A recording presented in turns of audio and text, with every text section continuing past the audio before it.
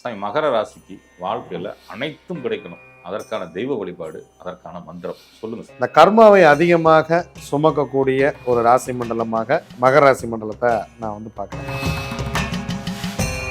சொன்னதை சொன்ன வண்ணம் செய்து காட்டுறதுல இவங்க வந்து மன்னர்கள். தன் குடும்பத்தில் இருக்கிற எல்லோர் மீதும் ரொம்ப பற்றாக இருக்கக்கூடியவங்க, ரொம்ப பாசமாக இருக்கக்கூடியவங்க இந்த மகர ராசி மண்டலத்தை சேர்ந்தவங்க. வலிகளையும் வேதனைகளையும் தாங்கி கொண்டு தனக்கு தானே ஓடிக்கொண்டிருப்பவர்கள் இவர்கள். வழிபட வேண்டிய தெய்வம் என்ன சார்? சாமி, இவங்க வழிபட வேண்டிய தெய்வம் வந்து சொல்ல வேண்டிய மந்திரம் ஓம் ஐம் க்ளீம். சுகமே சொல்ல சாமி. சுகமே சொல்க சாமி. சாமி மகர ராசிக்கு வாழ்க்கையில் அனைத்தும் கிடைக்கணும், அதற்கான தெய்வ வழிபாடு, அதற்கான மந்திரம் சொல்லுங்க சார். மகர ராசியோட ப்ளஸ் என்ன மைனஸ் என்னங்கிறதையும் பார்த்துடலாம். அதே போல் மகர ராசிக்கு வாஸ்து ரீதியாக வரக்கூடிய பிரச்சனைகள் வரும் அப்படிங்கிறதையும் பார்க்கலாம். அதில் வந்து அவங்க வழிபடக்கூடிய தெய்வம், அதில் நம்ம சொல்ல வேண்டிய மந்திரம், இதெல்லாம் சொல்கிறோம். மற்ற எல்லா ராசிகளுக்கும் போட்டுக்கிட்டு இருக்கோம். எல்லாம் சிறப்பாக போயிட்டுருக்கு. மக்கள் ரொம்ப நல்லா ஆதரவு கொடுக்குறாங்க. ஸோ இதை தொடர்ந்து பார்த்து மக்கள் பயனடையணும் அப்படிங்கிற நோக்கத்தில் இதை நம்ம கொண்டு போயிட்டுருக்கோம். மகர ராசி மண்டலம் காலபுருஷ தத்துவப்படி 10ஆம் இடத்தை கொண்டது. 10ஆம் இடம் அப்படிங்கனாலே கர்மா. இந்த கர்மாவை அதிகமாக சுமக்கக்கூடிய ஒரு ராசி மண்டலமாக இந்த மகர ராசி மண்டலத்தை நான் வந்து பார்க்குறேன். 10ஆம் இடம் பதவி, பட்டம், புகழ், பெயர், இதெல்லாமே 10 தான். கர்மானா எல்லாமே கெட்ட கர்மாவே இருக்காது இல்லையா? எல்லாரும் தப்பாக பண்ணியிருக்க போகிறாங்க, அதில் நிறைய நல்லதும் செஞ்சுருப்பாங்க. ஸோ நன்மைக்கு ஏற்றவாறு நன்மையும் நடக்கும், தீமைக்கு ஏற்றவாறு தீமையும் நடக்கும். மகர ராசிக்காரங்களை பொறுத்த வரைக்கும் அவங்க என்ன நினைக்கிறாங்களோ அதன்படி இந்த உலகம் இயங்கணும் அப்படின்னு நினைக்கிறதுல கொஞ்சம் அவங்க நிறைய அந்த மாதிரி நினைக்கிறாங்க. பிடிவாதம் பிடிக்கிறது, அதுக்காக அது வரைக்கும் காத்திருக்கிறது. இதை வந்து நம்ம ரஜினிகாந்த் அவர்கள் வந்து நிறைய மேடையில் பேசுனது கூட நம்ம பார்த்துருப்போம். அதாவது ஒரு பொருளை அடையணும் அப்படின்னா அதற்கான உழைத்து அதை அடைஞ்சு அதை அதே மாதிரி அதை செயல்படுத்தி காட்டுறதுல மகர ராசிக்காரங்க ரொம்ப சிறப்பானவங்க. அதாவது நீ சின்ன வயசில் கேட்கும்போது என்னப்பா படிக்கிற அப்படின்னா எல்லாரும் ஏதோ டாக்டராவோ வக்கீலாவோ எல்லாரும் ஏதோ ஒன்று சொல்லியிருப்போம். ஆனால் இந்த மகர ராசிக்காரங்க சொன்னதை சொன்ன வண்ணம் செய்து காட்டுறதில் இவங்க வந்து மன்னர்கள். ரொம்ப பிடிவாதம் பிடித்தவர்கள், ரொம்ப விடாப்பிடியாக ஒரு விஷயத்தில் இருக்கிறது. நீங்கள் வந்து பற்று, தீவிரவாதம் 2 விஷயம் இதில் இருக்குது. நீங்கள் எதில் தீவிரமாக இருந்தாலும் அது தீவிரவாதி தான். கடவுள் மீது தீவிரப்பற்று இருந்தாலும் நீங்கள் வந்து கடவுள்கிட்ட தீவிரவாதி தான். இவங்க வந்து ஒரு சிலர் வந்து பார்த்தீங்கன்னா அவ்வளோ அருமையாக சாமி கும்பிடுவாங்க. எல்லாமே கடவுள் கடவுள் கடவுள்னே ஓடிட்டு இருப்பாங்க. அப்படியே மகர ராசியில் நேர் ஆப்போசிட்லேயும் சில பேர் இருப்பாங்க. சாமியே கும்பிட மாட்டாங்க, கோயிலுக்கே போக மாட்டாங்க, எனக்கு வந்து கடவுளே பிடிச்சிக்காது, நான் வந்து கோயிலுக்கே போக மாட்டேன் அப்படிங்கிறது. அப்புறம் நிறைய விஷயங்கள், நான் வந்து சாமி கும்பிட்டு கடவுள் எனக்கு என்ன கொடுத்தார், இது வரைக்கும் சாமி எனக்கு என்ன பண்ணிட்டார், சும்மா நீ கோயில் கோயில்னு ஓடுற அப்படிங்கிற விஷயத்த மகராசிக்காரங்க செய்வாங்க. இவங்க வந்து தாயாரோடு நிறைய பிரச்சனைகளை அவங்க வந்து சந்திக்கிறாங்க. ஆனால் சிறு வயதில் ரொம்ப பாசமாக இருக்காங்க சாமி. வளர வளரதான் பிரச்சனை. ஆமாம், வளர்ந்துமே பாசம்லாம் இருக்குது சாமி. மனசுக்குள்ளே நிறைய அம்மா மேலே பாசம், அம்மாவை எப்படி பார்த்துக்கணும், அம்மாவை யாராவது ஏதாவது சொல்லிவிட்டு அவங்களால தாங்கிக்க முடியாது. ஆனால் இவங்கள மாதிரி அம்மாவை டார்ச்சர் பண்ணுறவங்களும் கிடையாது. சின்ன வயசில் மகர ராசியில் ஒரு பையன் பிறந்து அம்மா வந்து அம்மாவும் மகனும் எப்படி இருப்பாங்கன்னா, பையன் வளர்ந்தா இந்த மாதிரி வளரணும்யா, அந்த மாதிரி ஒரு விஷயம். பையன் வந்து அம்மா இல்லாமல் எங்கேயும் போக மாட்டான், இந்த அம்மா சேலையை எடுத்து போத்திக்கிறது, அம்மா சேலையை விரித்து போட்டு தூங்குறது, அம்மா எங்கே போனாலும் கூடையே போகிறது, எங்கே போனாலும் அம்மாவை கூட்டிகிட்டு போகிறது, அம்மா கூடயே உட்காந்துருக்கிறது, இந்த மாதிரி அம்மா அம்மா அம்மா அம்மான்னு அம்மா கூடயே இருப்பாங்க. ஆனால் பின்னாடி வந்து இவங்க அம்மாவை இவங்க தாளிக்கிற தாளிப்பு இருக்க இந்த மகர ராசிக்காரங்களுடைய அம்மாக்கள் நிறைய பேர் இந்த வருத்தத்தில் இருக்காங்க. அதாவது சில விஷயங்கள் சாமி, நான் வந்து எங்கள் அம்மா மேலே வந்து நான் அளவு கடந்து அன்பு வச்சு அவங்கள டார்ச்சர் பண்ணுறேன் அப்படின்னு தெரியாமையே அவங்க மேலே அன்பை காட்டி அவங்கள டார்ச்சர் பண்ணி ஒரு காலத்தில் எனக்கு மகனே வேண்டாம் மகளே வேண்டாம் அப்படின்னு வெறுப்படைகிற அளவுக்கு இவங்க வந்து பண்ணிடுறாங்க. அளவுக்கு மிஞ்சினால் அமிர்தமும் நஞ்சு தான். நீங்கள் வந்து என்னதான் அருமையான ஸ்வீட்னாலும் ஒரு அளவுக்கு தான் சாப்பிட முடியும். எவ்வளோ அருமையாக ஒரு பாதாம் பால் அப்படின்னாலும் 1 டம்ளர் குடிக்கலாம், இல்லை பாயாசம் நல்லா இருக்குன்னா 2 டம்ளர் குடிக்கலாம். 10 டம்ளர் குடிக்க முடியுமா? குடிக்க முடியாது. அப்போது இந்த மகர ராசியில் பிறந்தவர்கள் தன் தாயாருக்கும் மனைவிக்கும் இடையில், தன்னுடைய கணவனுக்கும் தன்னுடைய தாயார் தந்தையாருக்கு இடையில் நிறைய போராடுறத நம்ம வந்து பார்க்குறோம். எதையும் ஒரு சீரியஸாகவே எடுத்துக்காத ஒரு ராசி மண்டலம் இந்த மகர ராசி மண்டலம் சாமி. ஜாலியாக போகிற போக்கில் அப்படியே தட்டி விட்டு போகிறது. பெருசாக வந்து இவங்க வந்து ஒரு விஷயத்த போட்டு அலட்டிக்க மாட்டாங்க. பிரச்சனை அப்படின்னாலே இப்போ நம்ம என்ன பண்ணுவோம், ஐயோ இந்த பிரச்சனை வந்துருச்சு, அதை எப்படி சால்வ் பண்ணுறது, அவங்க வர்றாங்களே, இப்போ அவங்களுக்கு நாளைக்கு பணம் கொடுக்கணுமே அப்படிங்கிற ஒரு ஒரு பதட்டம், ஒரு படபடப்புலாம் இருக்கும் இல்லையா? இவங்க நடக்கிறது நடக்கட்டும், இப்போ என்ன, இப்போ நம்ம கவலைப்படுறதால ஏதாவது மாறிட போதா அப்படிங்கிறது. நமக்கு ஏன் இப்படி இருக்காங்க, ஒருவேளை பொறுப்பு இல்லாமல் இருக்காங்களோ அப்படிங்கிற மாதிரி தோண வைக்கிற ஒரு ராசி மண்டலம் இந்த மகர ராசி மண்டலம். ஆனால் பொறுப்பாக இருப்பாங்க சாமி, பயங்கர பொறுப்பாக. அதான் தனக்குள்ள ரொம்ப பொறுப்பாக இருந்தாலும் வெளியில் வந்து அதை காட்டிக்கிறது இல்லை. ஒரு வீட்டில் ஒரு 4 பேர் இருக்கீங்க, மகர ராசி மண்டலத்தை சேர்ந்தவர் வேலைக்கு போகிறாருன்னு வச்சுக்கோமே, அவர் என்ன பொறுப்பாக அந்த குடும்பத்தில் இருக்காருன்னு சொன்னாதான் மற்றவங்களுக்கு புரியும். நான் பண்ணுறதை வச்சே அவங்க புரிஞ்சுக்கணும் அப்படின்னா அப்படிலாம் புரிஞ்சுக்கிற மாதிரி யாரும் இல்லை இல்லையா? ஆனால் தன் குடும்பத்தில் இருக்கிற எல்லோர் மீதும் ரொம்ப பற்றாக இருக்கக்கூடியவங்க, ரொம்ப பாசமாக இருக்கக்கூடியவங்க இந்த மகர ராசி மண்டலத்தை சேர்ந்தவங்க. ஆனால் என்ன ஆகுதுன்னா, அதை வெளியில் காட்டிக்காமல், அதை வெளியில் சொல்லாமல், அடுத்தவங்க மேலே என்ன அம்மா மேலே என்ன பாசத்தில் இருக்கோம், அப்பா மேலே என்ன பாசத்தில் இருக்கோம், தந்தையார் மீது இருக்கக்கூடிய அன்பை வாழ்நாள் முழுவதும் காட்டாத ஒரு ராசி மண்டலமாக நான் வந்து மகர ராசி மண்டலத்தை பார்க்குறேன். தந்தையார் மேலே ரொம்ப அன்பெல்லாம் வச்சுருப்பாங்க, அதை வந்து தந்தையார்கிட்ட மனம் விட்டு பேச மாட்டாங்க, உட்காந்து பேசி 2 பேரும் டிஸ்கஸ் பண்ணிக்க மாட்டாங்க. அந்த மாதிரி யாரும் இவங்க கொண்டு இது பண்ணிக்கிறது இல்லை. ரொம்ப பலவீனமான ஒரு உடல்வாக இருக்கிற மாதிரி இவங்க இருப்பாங்க, ஆனால் ஸ்ட்ராங்காக இருப்பாங்க. ஆனால் இவங்களுடைய உடல் பார்த்தீங்கன்னா ரொம்ப பலவீனமாக இருக்கிற மாதிரி மற்றவங்களுக்கு தோணும். ஏன் இப்படி சோகமாகவே இருக்க, நம்ம இவர் கவுண்ட் பண்ணி கேட்பார்ல, ஏன்டா எப்போ பார்த்தாலும் இப்படியே இருக்க அப்படிங்கிற மாதிரி. அந்த மாதிரி நம்மளை பார்த்தோன்னே ஏப்பா சோகமாக இருக்க அப்படின்னா, அப்படிலாம் ஒன்றும் இல்லையே, அவங்களாம் நல்லா தான் மகிழ்ச்சியாக தான் இருக்கிறாங்க, பட் அவங்களுடைய நடவடிக்கைகள் எல்லாம் கொஞ்சம் அந்த மாதிரி இருக்கும். எல்லாவற்றையும் ரகசியமாக வைத்து அதை செய்து முடித்து விடுவது அப்படிங்கிறதும் மகர ராசி மண்டலம் தான். தனக்குள்ளேயே வச்சுக்கிட்டு பிளானிங் அண்ட் எக்ஸிக்யூஷனில் நான் என்ன செய்ய போகிறேன், நான் என்ன அடுத்து என்ன பண்ண போகிறேன் அப்படின்னு சொல்லாதவங்க மகர ராசிக்காரங்க. ஒரு சிலர் வந்து நான் என்ன படிக்க போகிறேன், என்னப்பா படிக்க போகிறேன், ஏதோ ஒன்று படிக்கலாங்க, சரி என்ன ஆக போகிறேன், ஏதோ ஒன்று ஆகிக்கலாங்க, அதாவது நம்மக்கிட்ட சொல்ல மாட்டாங்க. ஆனால் உள்ளுக்குள்ளே அவங்க என்ன ஆகணும், என்ன படிக்கணும், அவங்க வருமானம் என்னவாக இருக்கணும், அவங்க எந்த நிலையை நோக்கி போகணும், 10 வருஷம் கழித்து அவங்க எப்படி இருக்கணும், 20 வருஷம் கழித்து அவங்க எப்படி இருக்கணும் அப்படிங்கிற ஒரு பெரிய ஒரு திட்டத்தை தனக்குள்ளேயே வகுத்து வைத்து கொண்டு அதற்காக உழைப்பவர்கள் மகர ராசிக்காரர்கள். ஆனால் வெளியில் அதை பற்றி காட்டிக்கவே மாட்டாங்க. ரொம்ப சீரியஸாக இருக்கிற மாதிரி, ரொம்ப கஷ்டப்பட்டு உழைக்கிற மாதிரி, கஷ்டப்படுற மாதிரி இருக்காது சாமி. வலிகளையும் வேதனைகளையும் தாங்கி கொண்டு தனக்கு தானே ஓடிக்கொண்டிருப்பவர்கள் இவர்கள். எல்லாமே புரியும், ஆனால் புரியாத மாதிரியே இருப்பாங்க.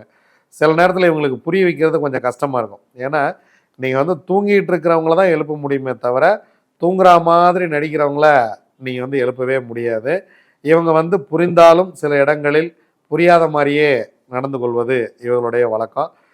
பொதுவாக பெருசாக எதுக்கும் ஃபீல் பண்ணிக்காமல் வாழ்க்கை வந்து ரொம்ப சந்தோஷமாக போட்டோம், போகிற வரைக்கும் போட்டோம் அப்படின்னு உள்ளுக்குள்ளே ரொம்ப ஃபீல் பண்ணுவாங்க சார். நம்ம ஏன் இப்படி இருக்கோம், நம்ம நிலைமை மாறுறதுக்கு என்ன பண்ணலாம், நம்ம இன்னும் என்ன செய்யணும், வாழ்க்கையில் என்னென்ன செய்யணும், என்னவெல்லாம் செஞ்சால் முன்னுக்கு வரலாம் அப்படிங்கிறது. அதே போல் நன்றி மறக்காத ஒரு ராசி மண்டலம் அப்படின்னு கூட மகர ராசி மண்டலத்தை சொல்லலாம். இவங்க வந்து செய் நன்றியை பெரிதாக மறப்பது இல்லை. இவங்க அடுத்தவங்களுக்கு உதவி செய்யும் போது அதை பெரிதாக சொல்லி காட்டுவதும் இல்லை. அடுத்தவங்களுக்கு வந்து சிறப்பாக உதவிகள் செய்கிறாங்க. அடுத்தவர்கள் வேதனைப்பட்டால் அதை தாங்கி கொள்ள முடியாதவர்கள். அதிகம் பேச மாட்டார்கள், ஆனால் பேச வேண்டிய இடத்துல 4 வார்த்தை நச்சுன்னு பேசிடுவாங்க. நீங்கள் வந்து சில நேரத்தில் ஒரு சீர்னாங்கன்னு வச்சுங்களேன், நல்ல பாம்பு சீர்ன மாதிரி சீறிடுவாங்க. ரொம்ப வளவளன்னு பேசிக்கிட்டே இருக்க மாட்டாங்க. என்ன தேவையோ அதை பேசிடுவாங்க.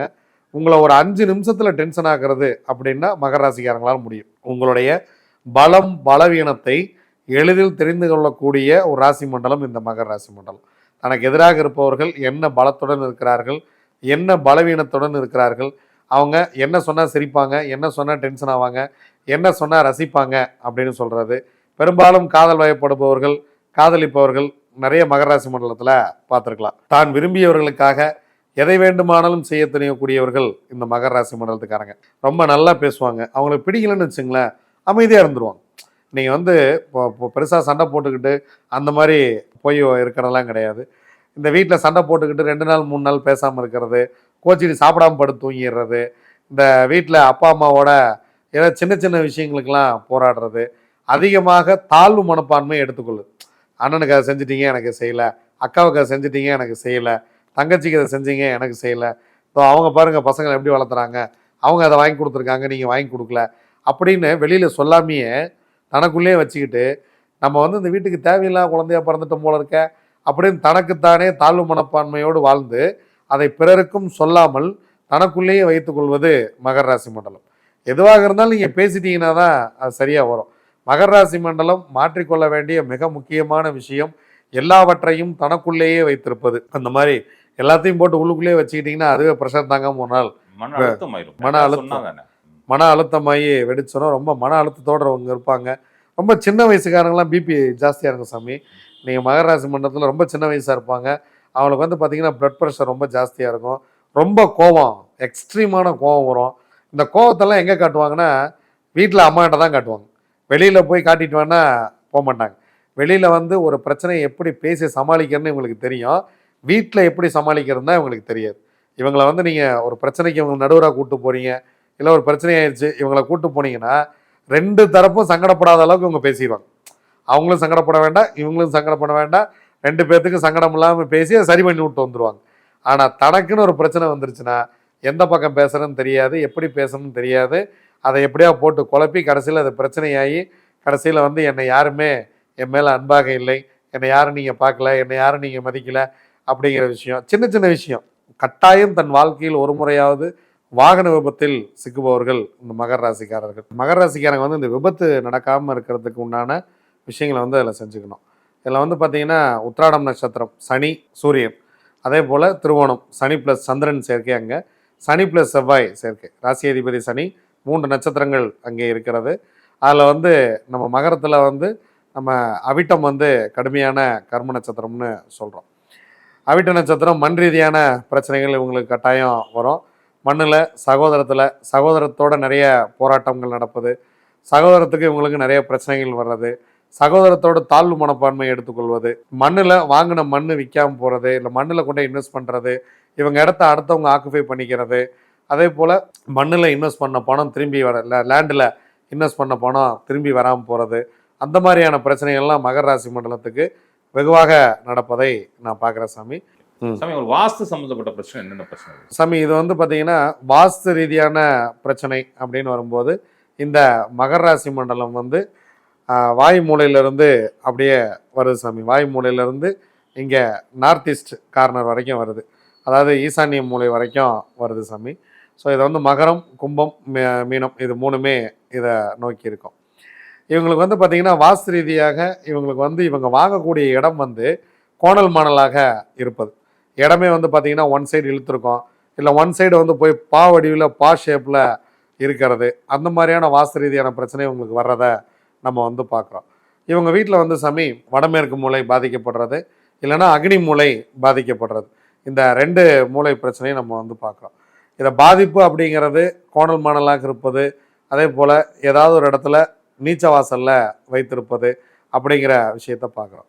மகர ராசிக்காரர்கள் அதிகமாக காதலித்து வெளியில் போகிறதுக்கு காரணம் வாயு மூலையில் நீச்ச வாசலில் கதவு இருப்பது, அதே போல் அக்னி மூலையில் நீச்ச வாசலில் ஏதாவது ஹோல்ஸ் இருக்கிறது, இல்லை கதவு இருக்கிறது, இல்லை வீட்டை வந்து வாஸ்து ரீதியாக இவங்க வந்து தவறாக அமைத்திருப்பது, அதே போல் இந்த தண்ணி போகக்கூடிய இடம், நீங்கள் வந்து வீட்டில் வந்து இந்த பைப் லைன் பண்ணுறதெல்லாம் இவங்க வந்து நிறைய மிஸ்டேக் பண்ணுறாங்க சாமி. மகர ராசி பொறுத்த வரைக்கும் வீட்டுக்குள்ளே அடிக்கிற பைப் லைனு, அதே போல் சின்ன சின்ன விஷயங்கள்லாம் தவறு பண்ணுவாங்க. பெரிய தவறுகள் எதுவும் நடந்திருக்காது, சின்ன சின்ன தவறுகள். இந்த வந்து இந்த டிடிசிபி அப்ரோடில் பார்த்தீங்கன்னா இந்த கார்னர் சைட் வந்து இந்த மாதிரி ஒரு வளைவு மாதிரி இருக்கும், அதை வந்து அப்படி தான் கட்டணும் அப்படின்னு சொல்லி அப்ரூவலாக இருக்குது. அந்த மாதிரியான வீடுகள்லாம் இவங்க தான் போய் மாட்டுறாங்க. பெரும்பாலும் வாஸ்து சரியில்லாத வீட்டுக்கு இவங்க வந்து குடி போவாங்க. இப்போ எப்படின்னா, எனக்கு வந்து சொந்த வீடு சரியில்லை, நான் போய் இன்னொரு வீட்டில் வாடகை வீட்டில் குடியிருக்கேன் அப்படின்னு போனாலும் பூர்வீக வீட்டில் இருந்தே இவங்களுக்கு வந்து வாஸ்து பிரச்சனைகள் இருக்கும். இவங்க அடுத்ததாக கட்டின வீடும் அதே வாஸ்து பிரச்சனையோடு கட்டியிருப்பாங்க. அதே போல் இவங்க குடி போகிற வீடும் அதே மாதிரி தான் இருக்கும். உங்கள் பூர்வீகம் என்னவோ அதுவே தான் இதில் தொடர்ந்துக்கிட்டு வருமே தவிர பூர்வீகத்தை விட்டுட்டு வாஸ்து வந்து இயங்காது. அதனால் உங்கள் பூர்வீக இடத்த இவங்க வந்து சரி பண்ணிக்கணும். பூர்வீக நிலம் இல்லைங்க, நான் வாங்கி கட்டின வீடு தான் அப்படின்னா இவங்க வந்து இட ரீதியான நிறைய பிரச்சனைகளை வந்து சந்திக்கிறாங்க. மேக்சிமம் இந்த மகர ராசி மண்டலத்துக்கு நான் பார்க்குற வாஸ்து பிரச்சனை இடம் வந்து நேராக இல்லாமல் கோணலாக இருப்பது, இவங்க அதை பார்க்காம அதில் வீட்டை கட்டிடுறது. நம்ம வந்து கிழக்கு பக்கம் தான் வாசப்படி வைக்கிறோம் அப்படின்னு நினச்சிக்கிட்டு ஒரு கோணலான இடத்துல போய் ஒரு வாசப்படி வைப்பது. அதே போல் இந்த பொது சோறு வைக்கிறாங்க இல்லைங்களா, இதில் வந்து தெற்கு பக்கம் சோத்தில் ஜன்னல் இல்லாமல் போயிடுறது, அடுத்த வீட்டுக்கும் இவங்களுக்கும் வந்துடும். அதில் வந்து பார்த்திங்கன்னா ஜாயிண்ட் சோறு வருது இல்லைங்களா, அந்த இடத்துல வந்து பார்த்திங்கன்னா ஜன்னல் இருக்காது, கணவன் மனைவிக்குள்ள கொஞ்சம் ஒற்றுமை இல்லாமல் போகிறது, அந்த மாதிரியான பிரச்சனைகள்லாம் அங்கே வரும். பொதுவாகவே தன்னுடைய மனைவியோ கணவனையோ எங்கும் இவர்கள் விட்டு கொடுக்க மாட்டார்கள். ஆனால் அதுலேயும் ஒரு சில பிரச்சனைகள் வர்றதை நம்ம வந்து வாஸ்து ரீதியாக பார்க்குறோம் சாமி. நிச்சயமா சாமி, நிச்சயமா. வழிபட வேண்டிய தெய்வம் என்ன சாமி? சாமி இவங்க வழிபட வேண்டிய தெய்வம் வந்து பெருமாள். பெருமாள் வந்து எங்கிருந்தாலும் பெருமாளை வழிபடுறது ரொம்ப ரொம்ப சிறப்பு. பெருமாள் வழிபாடு இவங்க நட்சத்திரத்தன்னைக்கு பண்ணுறது. இவங்க இந்த நின்றான், நடந்தான், இருந்தான், கிடந்தான் 4 வகையான பெருமாள் இருக்காங்க. இதில் வந்து நின்றுக்கிட்டு இருக்கிற பெருமாள் யாராக இருந்தாலும் அவங்க பாதத்துக்கு மலர் போட்டு திருப்பதி பெருமாளோ அல்லது குரசீலம் பிரசன்ன வெங்கடாச்சலபதியோ அல்லது நம்ம கருவலூர் பெருமாளோ, அந்த மாதிரி எந்த ஊரில் பெருமாள் இருந்தாலும் அந்த பெருமாளுடைய பொற்பாதங்களுக்கு மல்லிகைப்பூ சாத்தி நின்றுக்கிட்டு இருக்கிற பெருமாளுக்கு வெங்கடாச்சலபதி நின்றுக்கிட்டு இருந்தா, படுத்திருந்தா ரங்கநாதர். அப்போ நின்றுக்கிட்டு இருக்கிற பெருமாளை வழிபாடு பண்ணுறது இவங்களுக்கு வந்து ரொம்ப சிறப்பு. மாதத்தில் ஒரு முறையாவது பெருமாளுக்கு போய் துளசி மாலை கட்டி போடணும். அதே போல் செந்தாமரை வெண்தாமரை மாலை கட்டி தாயாருக்கு போடணும். இவங்க மல்லிகைப்பூ மாலை, மல்லிகைப்பூவை வந்து சரமாக தொடுத்து பெருமாள் பொற்பாதங்களுக்கு போட்டு வழிபட்டால் இந்த காலில் அடிபடுறது, காலில் வந்து இந்த விபத்துகள் நடக்கிறது, இந்த மாதிரியான பிரச்சனைகள்லாம் இவங்க வந்து தவிர்த்துக்கலாம் சாமி. நிச்சயமா சாமி. சொல்ல வேண்டிய மந்திரம் ஓம் ஐம் க்ளீம் க்ரீம் ஸ்ரீம் சௌம் அப்படிங்கிற இந்த மந்திரத்தை காலையில் 4:30 மணிலிருந்து 6 மணிக்குள்ளே பிரம்ம முகூர்த்தத்தில் 48 நாட்கள் தொடர்ச்சியாக ஒரு 108 முறை பாராயணம் செய்தால் வாழ்க்கை மிக மிக சிறப்பாக இருக்கும். ஒருவேளை பிரம்ம முகூர்த்தத்தில் எந்திரிக்க முடியாதவர்கள் அல்லது வேறு எதுவும் வாய்ப்பு இல்லாதவர்கள் இந்த பஞ்சபக்ஷியில் இவங்களுடைய பக்ஷி நேரத்துக்கு அதில் அரசு வேலை வரும் பொழுது இந்த மந்திரத்தை சொல்லலாம். இந்த மந்திரம் சொல்லும் பொழுது 2 நெய் விளக்கு ஏற்றி வச்சு சொல்கிறது மிக மிக சிறப்பு. பெண்கள் மாதவிடாய் காலத்தில் வீட்டை ஹாலில் வெளிப்பகுதியில் சொல்லிக்கலாம். மற்ற நாட்களில் பூஜை இலையில் உட்காந்து சொல்லலாம். யாருக்கு என்ன வேண்டுமோ அதை நினைத்து இந்த மந்திரத்தை சொல்ல வேண்டும். உங்களுடைய இஷ்ட தெய்வம் எதுவோ, இப்போ பெரும்பாலும் உங்களுடைய இஷ்ட தெய்வம் அப்படின்னா உங்களுடைய இஷ்ட தெய்வத்தின் படத்தை வைத்து அதுக்கு வந்து 2 பூக்கள் கொஞ்சம் பூக்கள் வைத்து நீங்கள் கடவுள்கிட்ட உங்களுக்கு நல்ல கல்வி வேணுமா, திருமணம் நடக்கணுமா, உங்களுடைய பொருளாதாரம் நன்றாக இருக்க வேண்டுமா, நீங்கள் வந்து கடன் அடைக்கணுமா, உங்களுக்கு வீடு நல்லா போகணுமா, உங்கள் சகோதரத்தோடு நல்லா இருக்கணுமா, நீங்கள் மன ரீதியாக நல்லா இருக்கணுமா, நீங்கள் எந்த வகையில் நல்லா இருக்கணும் அப்படிங்கிறத நல்லபடியாக வேண்டிக்கிட்டு அதற்கு தகுந்தாற் போல் இந்த மந்திரத்தை சொல்கிறது மிக மிக சிறப்பாக இருக்கும். வாழ்க்கையில் எல்லா வளமும் பெற்று நீங்கள் மகிழ்ச்சியாக வாழ்வீர்கள். நிச்சயமா சாமி. பார்க்கும் உறவுகளை நிச்சயம் பயன்படுத்துவாங்க. நெஞ்சார்ந்த நன்றிகள் சாமி. சுகமே சொல்க. சுகமே சொல்க சாமி.